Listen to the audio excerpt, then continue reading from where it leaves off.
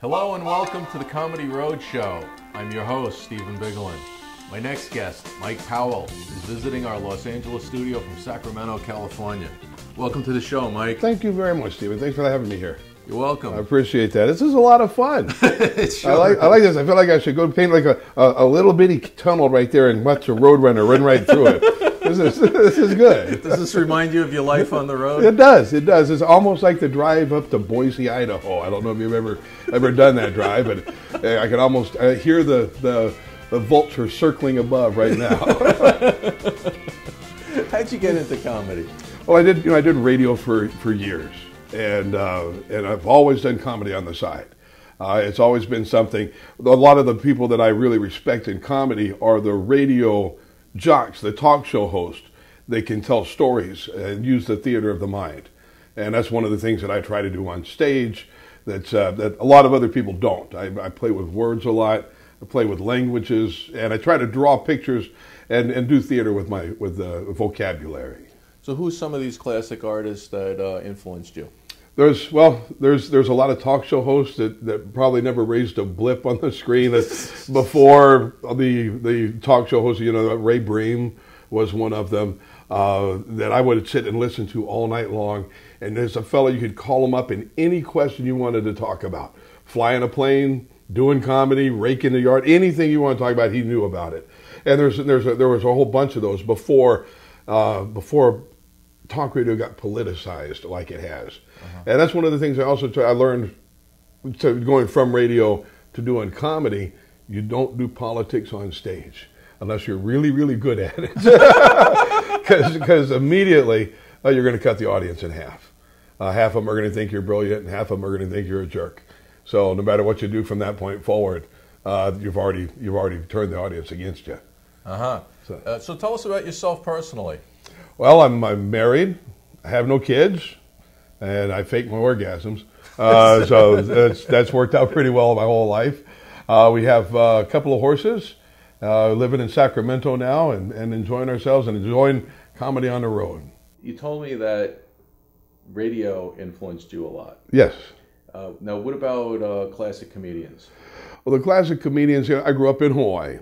So in Hawaii, there's a different form of comedy. It's racial. It doesn't translate well, but there's some guys there, Frank DeLima, Andy Bumatai, that I, of course, when I started, Booga Booga, that I really had to, I listened to them a lot. And then I realized that what they were doing would not translate well on the road.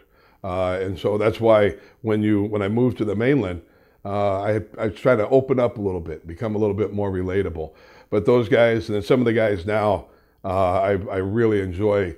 I would travel to see Ron White in concert. I really like him.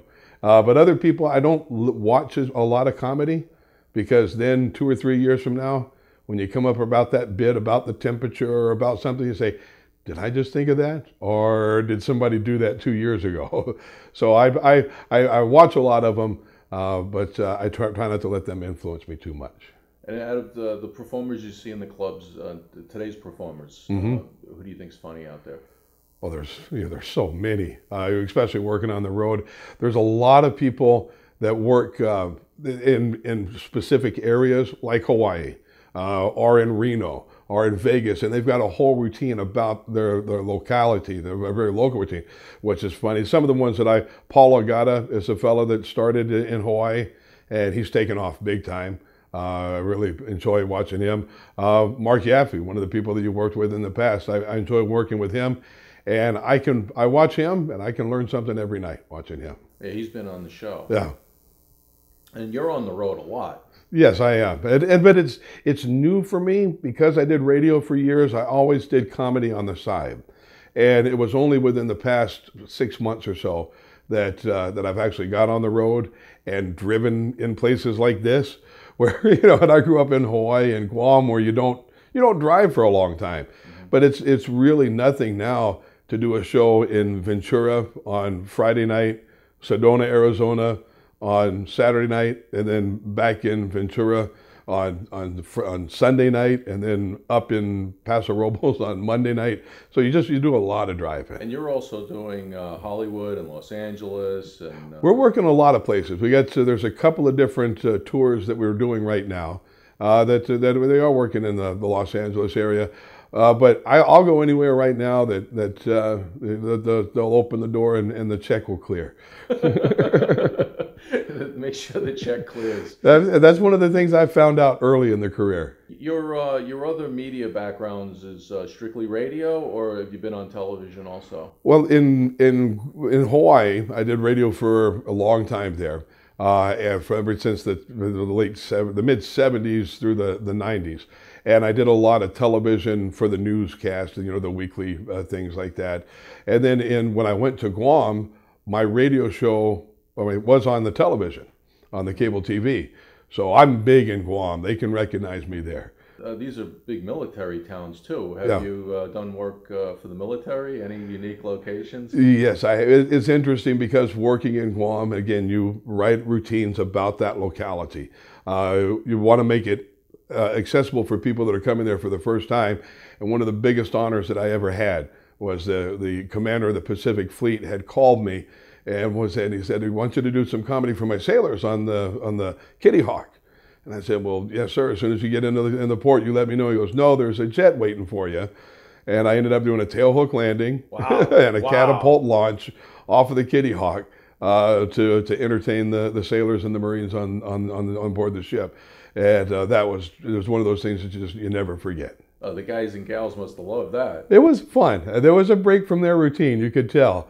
And again, it's not like working a regular comedy club because they're sober. and the timing, you can do what I enjoy doing, the timing, the theater of the mind, and it was a great time. I really enjoyed it a lot. Hey, what makes something funny? It's interesting. I've tried that. I've tried thinking about that from so many different angles. And it's taking a regular situation and taking it to an illogical conclusion. And there's anything you want a presidential election. If something happens, you just have to say, "And what if this? What if this? What if this? What if this?" And then you go way over here. And if you get to it quickly enough, the audience is not expecting it, and you have a good time. Excellent. So are there any big upcoming tours that you're on? We're really excited about something we're doing right now, and we've just been going for about 2 months, and we've done several shows throughout the West Coast, and it's been really well accepted. Mark Yaffe and Mrs. Hughes. Mark Yaffe's a Native American. Mrs. Hughes has older hair, and it's the red, white, and blue hair tour, and we're having a great time doing that.